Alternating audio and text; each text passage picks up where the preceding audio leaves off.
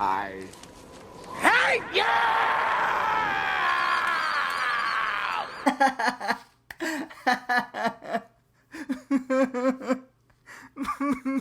What's going on, guys? It's Fuzzy. Welcome back to yet another Major League Baseball recap. I don't even want to look you guys in the face right now because yesterday I was at a Cleveland Browns game, and you know what happened? The greatest news of all time, a little early Christmas gift from the Cleveland Indians to all of their fan base. And I can tell you that everyone there, Indians fans, Brown fans, Cleveland natives, we were all happy to see that we traded two-time Cy Young Award winner Corey Kluber to the Rangers for Delano DeShields and a reliever. Merry Christmas. Or Happy Holidays, you know, Merry Kwanzaa, Happy Hanukkah, whatever it is. Cleveland, here you go. A wonderful early Christmas present from yours truly, the Indians owners. You're welcome. I hate you! If you guys are brand new on the channel, my name is Fuzzy. I am a die-hard Cleveland Indians fan, and I am getting to the boiling point of being so done and putting in the description a link to send in applications for me to be a fan of another team. We're going to go ahead and talk about the trade right now. I'm not going to waste any more time because this video is going out a day late because the one day I decided to take a vacation, okay? I go to a Browns game with my grandfather. Also, this was my grandfather's reaction when I told him about the Kluber trade. He's a die-hard Indians fan from Cleveland. This is how Cleveland feels, okay?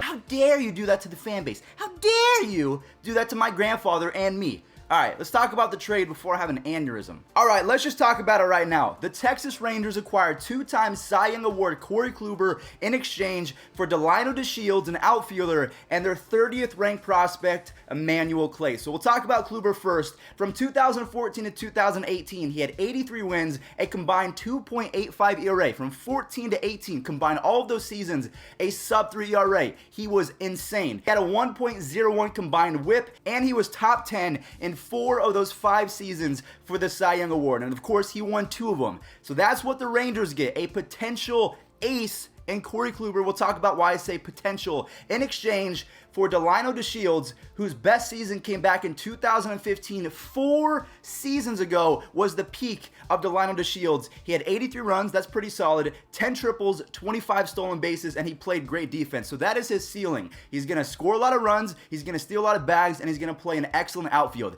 And they get the 30th ranked prospect, not in Major League Baseball. The Indians get Delano DeShields and the 30th ranked Rangers prospect, Emmanuel Clay. Now, the one thing I will say is everyone on Twitter is saying that he is supposed to be really good. In his debut in 2019, his 23.1 rookie innings, he had a 2.31 ERA, so that's actually pretty solid. When you combine him with Brad Hand and James Karinchak, that's a pretty nasty 7, 8, 9 inning. I'm okay with that. I really approve of the Emmanuel Clay trade. I think that he is going to be nasty. He throws a 101 cutter. Not a 101 fastball, a cutter that moves at 101 miles an hour. Sign me up for that. But the thing that I cannot stand, and here's where the emotion is actually playing in.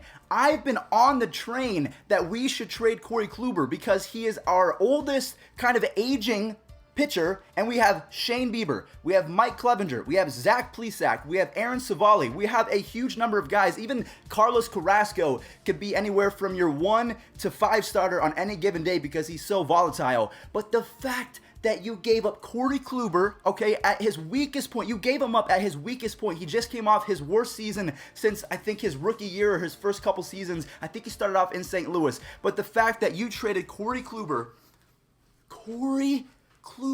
two-time Cy Young Award winner. Yes, he broke his forearm. Yes, he had a 5-point-something ERA in 2019, but you should have traded him last year. I was talking about this on Twitter 8 months ago. Trade Kluber to the Phillies for someone important. Trade Corey,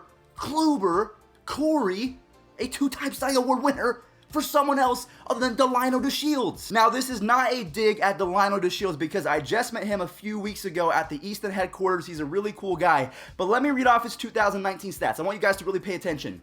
Out of 207 qualifying hitters, okay, so he had enough at-bats to qualify as a full-time Major League Baseball hitter. He was 201 out of 207. So you're telling me the Indians traded two-time Cy Young Award winner Corey Kluber for the 201st best hitter, so the 6th worst hitter in Major League Baseball, and the 30th ranked prospect from a team. Yes, he's nasty. I understand that. But that is a slap. That's what that feels like. That's what that feels like. The owners of Cleveland are driving me insane. Let's recap my entire lineage as an Indians fan. We have not won a World Series since 1948. I was born in 1996, so I was negative 48 years old. I wasn't even a thought when the Indians last won a World Series. And they have the nerve. Here's what the owner said. Here we go. This is what Dolan. The Dolans, they own the Knicks and the Indians. That's all I have to say. So this is what the owner of the Indians said, okay? And this was after he said, hey, Indians fans, guess what? You should enjoy Francisco Lindor because probably we're not going to resign him. And this was after we choked in the World Series, we choked in the ALDS against the Yankees, we got swept by the Astros, and then he decides to say, yo, we're still gonna prioritize money over your enjoyment. So enjoy Francisco Lindor while you can. He's probably not gonna be here too much. He basically did this. I'm gonna have to blur myself, but I'm gonna use the wrong finger. He said this. Hey, Fuzzy. Hey, Fuzzy's grandpa. Hey, Cleveland. Hey, LeBron. Hey, whoever's else from Cleveland. Dolan indicated that the general philosophy of the Indians organization is to aim to keep a contention for a wide window for a lengthy stretch, rather than to push in too many chips in a given year. Reaching the playoffs more often, cut off blah blah blah, in theory, creates more chances to win it all and tamps down at the number of lengthy losing stretches. So you're telling me by that philosophy, yes, we made it to the World Series in 2016. Yes, we set the American League record for most wins in a row, I think in 2017 or 2018. But you're going to tell me that now, after saying that Francisco Lindor is basically out the door, and then you trade Corey Kluber at his lowest point? What are you doing? What is that logic? So I'm gonna go ahead and calm down real quick. I'm gonna be a little bit more analytical as opposed to being a biased Indians fan. We're gonna talk about the two perspectives of this trade, okay? So just to recap, Corey Kluber, a 2-time Cy Young Award winner. I've said take a shot every time you hear me say that. A 2-time Cy Young Award Corey Kluber, any in that phrase. For Delino DeShields, the 6th worst hitter in 2019 and a 30th ranked prospect, not in Major League Baseball, of a single organization. That's the trade. The two perspectives are, number one, this is the Indians saying, look, we won 93 games in 2019 with Corey Kluber on the shelf. And not only was he on the shelf, when he was pitching, he wasn't very good. So they said to themselves, we can win 93 games with Trevor Bauer having a down season, Mike Clevenger having an up season and showing that he can be a potential ace, Shane Bieber coming in the top 5 for Cy Young, and then Jose Ramirez having one of the worst first halves of his entire career, and also Francisco Lindor barely hitting 200 in the month of September. Because if you guys do not remember, the Indians, they were actually in first place towards the end of the season in the American League Central. So I guess the optimism is, face the facts, Corey Kluber was not good in 2019 and we still won 93 games. So now we're replacing him with an outfielder that can be decent. I mean, the highest potential of Delino DeShields is a great defense, speed first guy. I don't know what it is about the Indians and a fetish for those type of players. You have Greg Allen, same type of player as Delino. You have Rajah Davis a couple years ago. You have Coco Crisp. They just love little guys that can run. I don't know what it is. So that's the first perspective. The Indians can really just dig deep into the rotation. They have Zach Plesac, Pluko, they have Aaron Savali. They have 3 guys that can fill in that role as a number 4 or 5 starter with Clevenger, Bieber, and Carrasco manning the 1, 2, 3 spot. In theory, on paper, that sounds great. But again, Carrasco, I love the guy. My heart goes out to him. He's coming back from leukemia. He was not great as a relief pitcher. I'll just say that right now. Yes, he wins comeback player of the year, but he would not be in the discussion at all for best reliever in the second half. Not even close. So that's perspective number 1. Perspective number 2 is the campaign that I'm in right now. It's a salary dump. They are saving $17.5 million from Corey Kluber's salary in 2020, and then they have an option for $18 million in 2021. So this is a salary dump to try and save the hopes of landing Francisco Lindor. So let's say a year from now, the season's over, the Yankees have won the 2020 World Series, and now it is time to negotiate a contract with Francisco Lindor. I can look back on this video and either say, yes, it was a win, or no, it was the biggest, fattest loss in Cleveland history, aside from the 3-1 choke job a couple years ago, that because we traded Corey Kluber, we were able to save Bieber, Clevenger, and the youth of our team and actually get younger, because Delino is like 25, 26 years old. Emmanuel Clase is pretty young as well. If we traded for them, we got younger. while trading away Corey Kluber, maybe he's not that great with the Rangers. Maybe the Rangers actually compete because they have Lance Lynn and all the other guys on their team.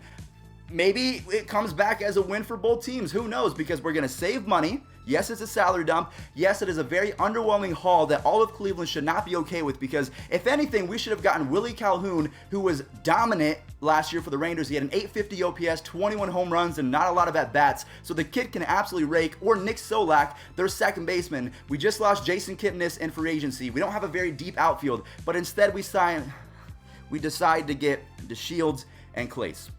So again, now that it's like you guys are my therapy. You guys are my therapist. Where do I send the check to? So I guess that pretty much sums up my feelings and how I feel about this whole trade. I really hope that it works out. I'm hoping that Delino can really unlock his fullest capabilities. Maybe he hits a whopping 10 home runs and steals 30 bags and plays great defense. And maybe Clace can fill in with Karinchak and Brad Hand and have an absolutely dominant 2020. That's what I'm hoping for. We did get younger, so that's cool. The Rangers did get better. Now, the one thing I can say is even Vegas agrees with me and all of Twitter and the baseball world. So here's how the World Series odds panned out before and after this trade. So before the trade, the Indians were at a 18-1 odds to win. That's a really good record. They went from 18-1 to 30-1. Okay, so Vegas says they got worse because of this trade. The Rangers started at 100-1, pretty much no chance to win the World Series. They went from 100-1 all the way to 40-1. 40, that's insane. So I want you guys to let me know in the comment section down below. I'm not sure how this video turned out. Maybe I'm confusing, maybe I'm just going all over the place, but there's not really a way for me to be concise and unbiased and to the point, because there's just so many things going on up in my head. I was at the Browns game. I was surrounded by Cleveland folk. Everyone hates this trade. But now it kind of paves the way that if they're going to trade Corey Kluber, someone that has done so much for that franchise and really put them on the map. I remember working at PacSun 4 or 5 years ago. He was on my fantasy team, and this dude had like 16 strikeouts in one single game. And I remember, this guy is the truth. He's my favorite pitcher. So we traded Bauer. We traded Kluber. Who's next? Danny Salazar is no longer on the team. Jason Kipnis is no longer on the team. Some of my favorite players and human beings that I met in spring training are gone. Now I don't have any friends going into next season unless Francisco Lindor is there, because I said like 7 words to him, and then he responded with, yes, he feels better. So technically we're best friends. But yeah, in other news, we're going to get off the Indians topic.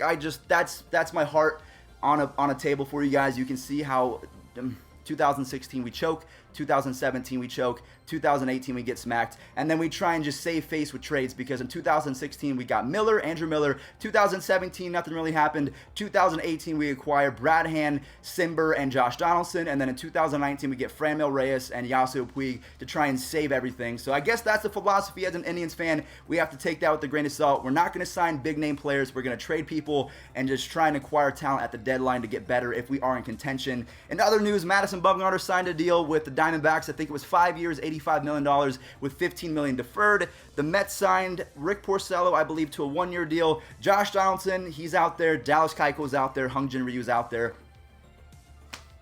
Really? Really, this is how we got to end the video? I got to confirm the fact that Corey Kluber is no longer with the Indians. I'm not going to cry. No. No. Not going to do it.